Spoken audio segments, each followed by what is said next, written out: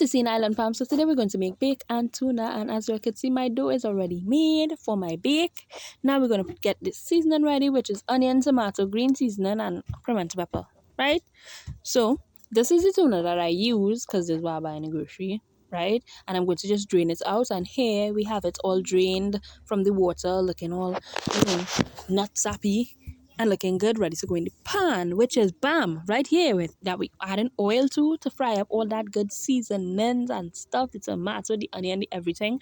And y'all, when I tell you this is be smelling so good when you fry tomato and onion and garlic and all those things together, like so here I just gonna add the tuna, right? Because this is what we're making it for the tuna. So we're just gonna break this up into the pots and mix it up with the tomato and everything, all the seasons that we fry up to make it taste good. Yes, mix it up. And I already added my black pepper and stuff like that. So now I'm just letting it simmer because everything is combined. So I want the flavors to combine as well. So it's cooking onto the bake. And as you can see, my little dough balls ready to make. Ba-bam! Bake. Right? So this is my bake right here. And this is the finished products, people. So thanks guys for watching. Bye!